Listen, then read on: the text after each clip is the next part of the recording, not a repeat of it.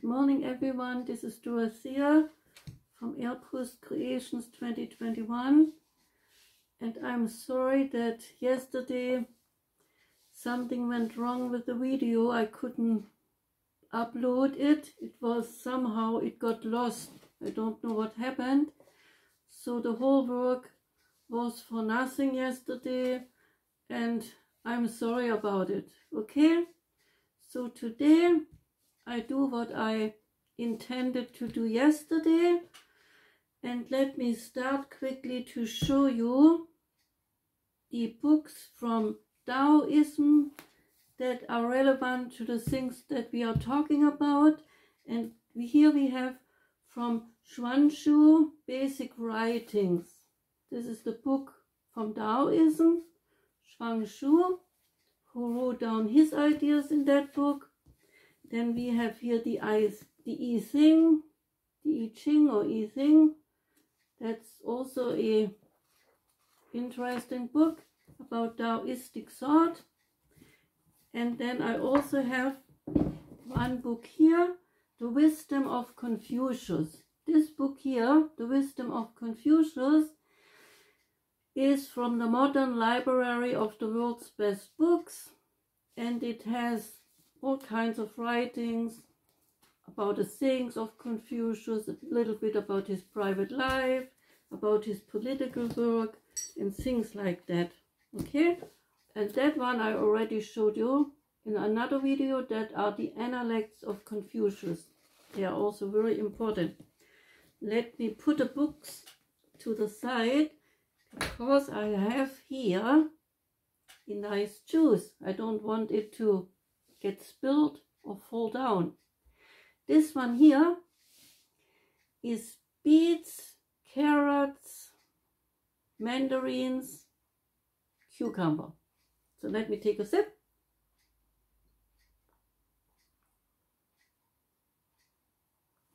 It's very good.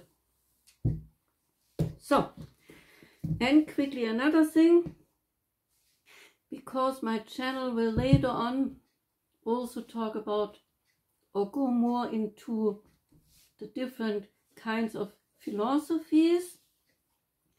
I just found that book on my bookshelf.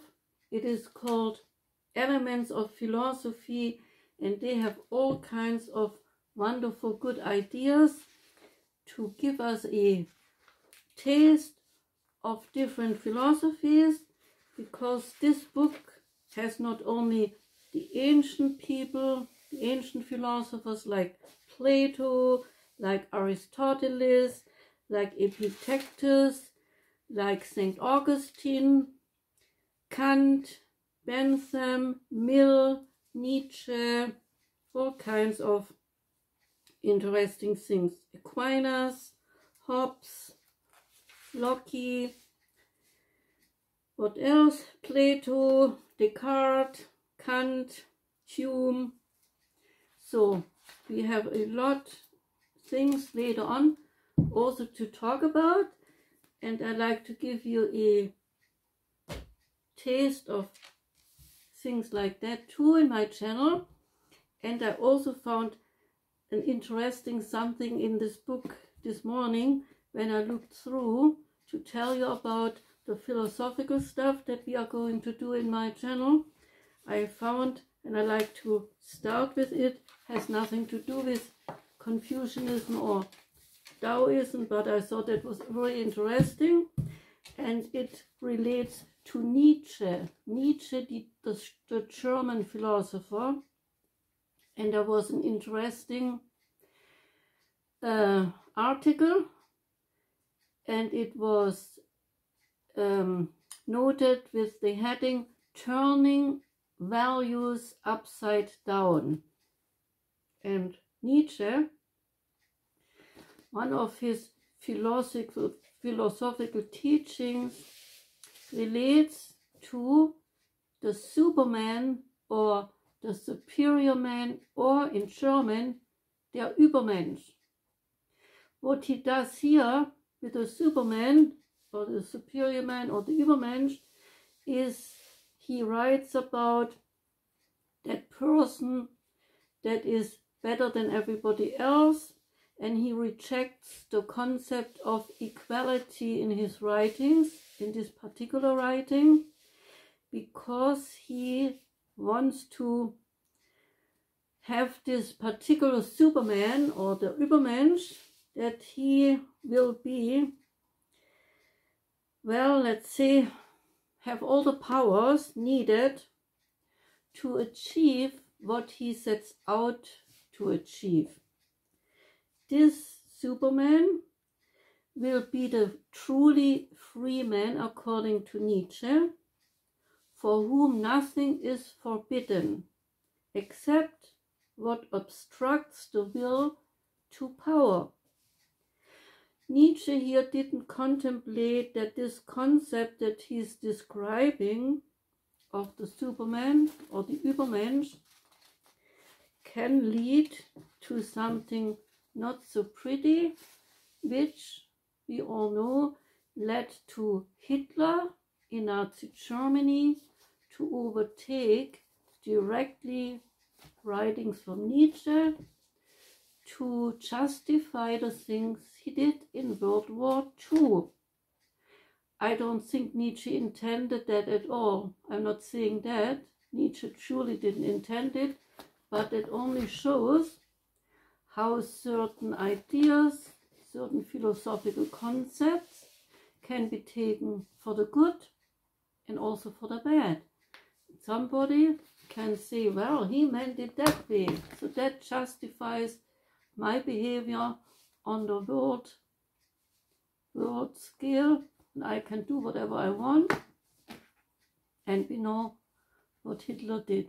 Okay, so that is just to show how very complex the philosophical ideas are, and also were used in various ways to do either good or to do either bad. Okay, that was just a short introduction. I'm sure we get chances later on to go deeper in the different philosophies of the different philosophers. Okay, but today I like to continue with Confucianism, Taoism, and the Chinese Buddhism.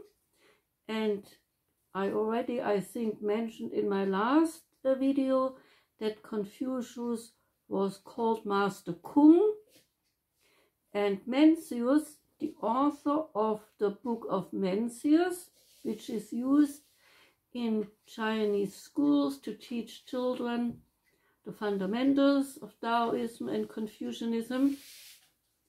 That book, Mencius, he is an important man. You could call him the number 2 right after Confucius. Okay, just to set it in the right context so you can better follow what I'm doing here. So the book, The Wisdom of Confucius,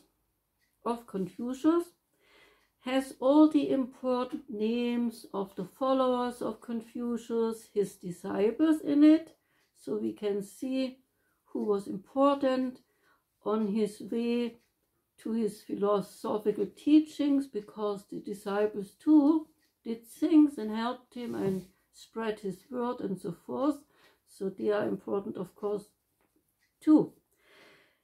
In the Wisdom of Confucius, Confucius also teaches us the ethics of politics, and he has also much on education that he is taking from all the 6 classics, and he implemented them as well in all his writings. But to get a little bit a better idea about what Confucianism said about education, I picked out a few things that I like to introduce here. So for instance, for the principles of education, number 1 had the heading prevention. But here prevention doesn't mean you should prevent the kid to learn things. Here it means to prevent bad habits that a kid might have, like being lazy or not being concentrating on the things that are at stake in school that the kid has to learn. So the student should be organized, set a proper time to learn the things needed, get a healthy routine for the daily study.